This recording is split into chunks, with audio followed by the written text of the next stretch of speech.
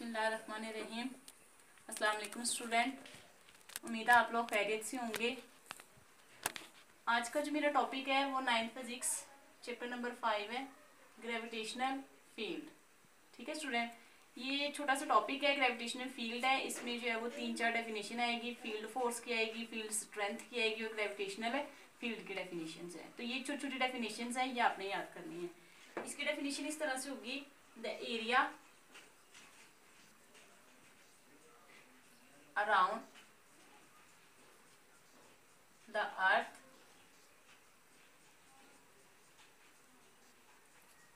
within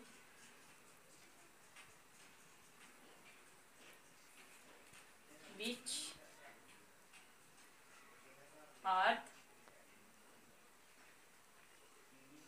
exert its gravitational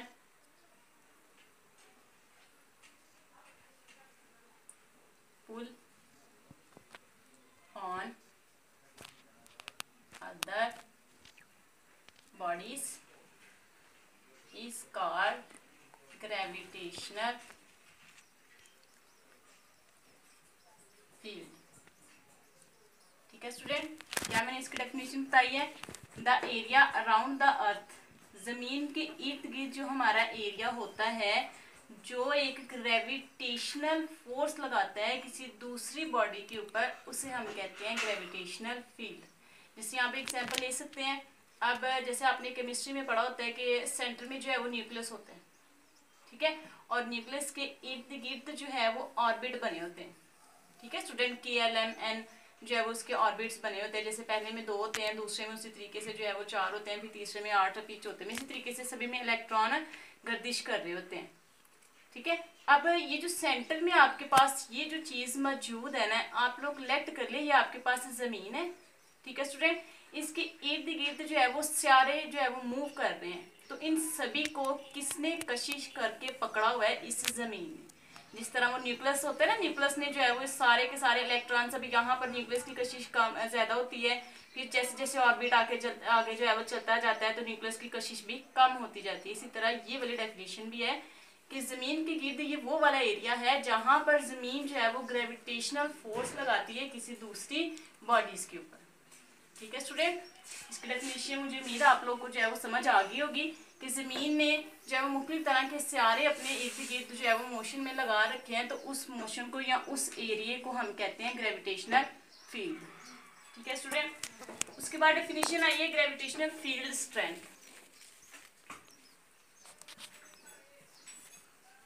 gravitational field strength.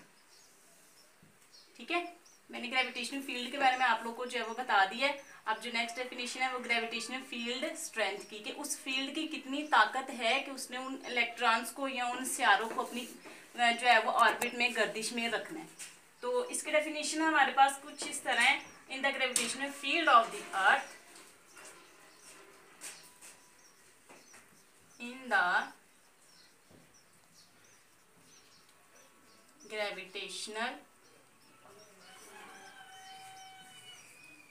field of the earth, the gravitational force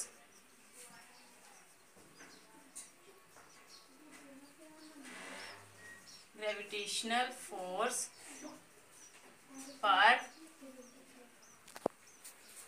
unit mass is called gravitational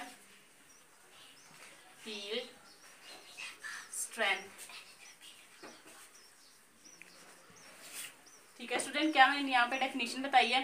जैसे यहाँ पर जो है gravitation field के बारे में बताया था ना, कि जैसे जमीन जो है वो सियारों को अपने मोशन में रखती है, अपने ऑर्बिट में जो है वो उन्हें मसरूफ रखती है कि वो ऑर्बिट में घूमते रहे। इसी तरह की यहाँ पर मैंने ही बताना है कि जो ग्रेविटेशन फील्ड स्ट्रेंथ है उनकी कितनी ताकत है कि वो जमीन के इर्द गिर्द मूव कर सके। In the gravitational field of the earth, जमीन के ग्रेविटेशनल फील्ड में जो ग्रेविटेशनल फोर्स लगती है किसी जिस्म के एरिया पर या किसी यूनिट मास के ऊपर, उसे हम कहते हैं ग्रेविटेशनल फील्ड स्ट्रेंथ। जैसे वो मैंने न्यूक्लियस की एग्जांपल दी थी ना आप लोग को, चलो मैं केमिस्ट्री तो चलो नहीं पढ़ाती, तो एग्जांपल तो उसकी ले सकते हैं। न्यूक्लियस है, सेंटर में न्यूक्लियस ही होता है, ठीक है स्टूडेंट। तो ये आप लोग लेट कर लें कि आपके पास ये ज़मीन है, ठीक है। आगे इसके ऑर्बिट में जो है वो मुख्तलिफ तरह के जो है वो सियारे घूम रहे हैं। अब यहाँ पे उसने क्या कहा है, in the gravitation field of the earth, ज़मीन के ग्रेविटेशनल ये जो फील्ड है उसके किसी भी मास के यूनिट पर जो फोर्स लगती है ना, अब यहाँ पर फोर्स ज़्यादा है, ज़मीन इस सैटेलाइट को आसानी से अपने जो है वो कशिश कर सकती है। उसके बाद जैसे जैसे दूर होता जाएगा ज़मीन की जो एंड वाला ऑर्बिट है वहाँ से उसकी गिरफ्त जो है वो कम हो जाती है, ठीक है स्टूडेंट। समझ आ गई होगी आप लोग को। आगे वाली जो डेफिनेशन है मेरे पास इसी में है, वो डेफिनेशन है हमारे पास फील्ड फोर्स की, ठीक है स्टूडेंट। वो मेरे पास डेफिनेशन क्या है, फील्ड फोर्स। तो फील्ड फोर्स की अगर मैं डेफिनेशन यहाँ पर करूंगी तो डेफिनेशन मेरे पास इस तरह से होगी, the force act whether the bodies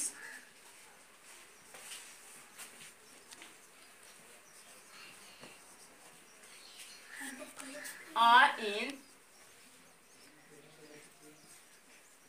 contact or not is called field force, ठीक है स्टूडेंट। क्या डेफिनेशन यहाँ पे मैंने जो है वो फील्ड के बारे में बता दिया है कि जो फील्ड होता है वो वाली फोर्स कौन सी होती है, द फोर्स ये वो वाली फोर्स होती है जहां पर जो जिस्म है वो जमीन के साथ या तो कांटेक्ट में है या वो कांटेक्ट पे नहीं रहेगा, तो ऐसी फोर्स को हम लोग क्या कहते हैं स्टूडेंट, फील्ड फोर्स, ठीक है। दोबारा मैं यहाँ पे रिवाइज करवा देती हूँ। पहली डेफिनेशन जो बताई है मैंने ग्रेविटेशनल फील्ड की बताई है। ग्रेविटेशनल फील्ड की क्या डेफिनेशन मैंने बताई है कि ये वो एरिया है जहाँ पर ज़मीन ग्रेविटेशनल जो है वो फोर्स लगाती है किसी दूसरी बॉडी के ऊपर, तो उसे कहते हैं ग्रेविटेशनल फील्ड। स्ट्रेंथ के बारे में बताया हुआ है, स्ट्रेंथ की ये थी, in the gravitational field of the earth, ज़मीन के ग्रेविटेशनल फील्ड में तो जो फोर्स लगती है किसी जिस्म के ऊपर या किसी मास के ऊपर, तो उस फोर्स को हम कहते हैं ग्रेविटेशनल फील्ड स्ट्रेंथ। तो फील्ड फोर्स किसे कहते हैं, फील्ड फोर्स की मैंने बताया हुआ है कि ये वो वाले जो फोर्स है जो किसी जिस्म के ऊपर अमल करेगी या वो अमल ना करे, यानी वो जिस्म जो है ज़मीन के साथ, ज़मीन के करीब है या ज़मीन से दूर है, ठीक है स्टूडेंट। तो उम्मीद है आप लोग को समझ आ गई होगी। खुश रहें, दुआ में मुझे याद रखें। अल्लाह हाफिज़।